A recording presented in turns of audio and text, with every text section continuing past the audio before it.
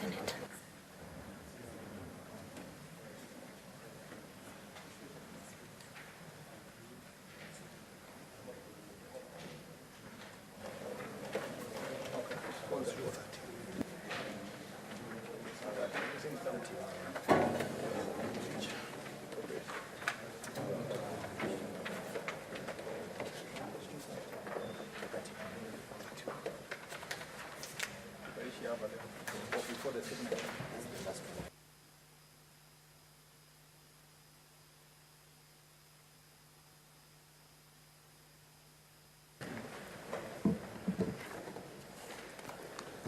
Thank you, Mr. Speaker, sir.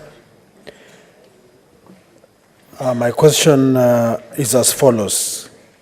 Could the Cabinet Secretary provide a timeline for the rehabilitation and expansion of Luakaka, Chwele, Kimilili, Kamkuyu Road to accommodate the increasing traffic, including heavy trucks plying the route? B, could the Cabinet Secretary indicate the progress made in acquiring land for the expansion of the said road, stating the due diligence followed and the timelines for expansion of residents whose land will be acquired for the project? Thank you, Mr. Speaker. Honorable CS, you may proceed to respond. Thank you, Mr. Speaker. The Ministry, through the Kenya Rural Roads Authority, upgraded to bitumen standards the sections of Luakaka, Chwele, Kimilili, Kamkuyu Road, namely the Luakaka, Korosiondet, Tulienge, Sirisha, Namuela, Chwele Road, as part of the low-volume seal roads program. And if the Senator was to go even further in his question, he will notice that the road is wearing out. It's one of those roads I was talking about, the low-volume seal roads.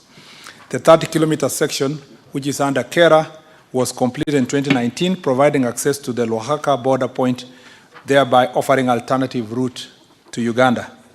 The completion of the road consequently attracted heavy cross-border traffic, which accelerated its deterioration and raises the need for redesigning and upgrading of the road to commensurate standards that can accommodate the resultant traffic. The proposal for the expansion of the road and its reconstruction, which is projected to include land acquisition due to narrow existing 25-meter corridor, will be forwarded to the National Treasury and presented to Parliament for budgetary consideration alongside other economically significant projects countrywide. The section traversing Kamkuyu, Kimilili, Chwele is currently under rehabilitation works under KENA through hybrid performance-based contract. The scope of the rehabilitation works include road shoulder reinstatement through benching and graveling, reconstruction of base layer and asphalt concrete overlay to selected failed sections, drainage works, including construction of additional access to culverts, lining of side drains, and installation of gabions. Surface dressing to improve on riding surface attrition and seal the carriageway. Road marking and installation, replacement of damaged, vandalized traffic signs. To date, the road shoulders have been reinstated and the current way is free of potholes. The agency is aware of the increased traffic along the route and that is necessitates pavement structured upgrade and expansion works which shall be executed upon availability of funds. The land acquisition process for the Kamkuyu Kimilili section and Kimilili Chwele was completed in 1974 by increasing the road reserve to 60 meters and 40 meters respectively. Some market centers have a road reserve of 25 meters, as specified in Gazette number volume this of 46 of 27 of 1974.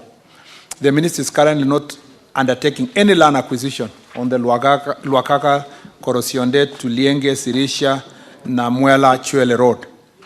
This is because as part of the low volumes seal roads program strategy, roads were deliberately constructed within the existing corridor to eliminate the need for land acquisition, which could require compensation and thus inflate the overall project cost. Just to emphasize this, Mr. Speaker, this is an alternative route, international route. We have, when we are done with the process that is ongoing, we want to transfer this road to Kenya.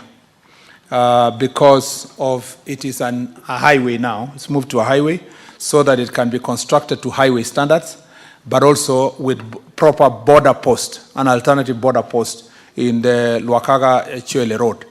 Mr. Speaker, the leaders of Bungoma, from the governor to the senator to the MPs, have been very particular about it, and I promise them that in the next financial year, we'll find resources under Kenya. First, we'll make sure that transfer will have been done from Kera to Kenya, and then from there, we will be able to make sure that we put weighbridge in that section, but also we improve it to Kenya standards. I thank you, Mr. Speaker. Senator Gathuri, do you have any supplementary?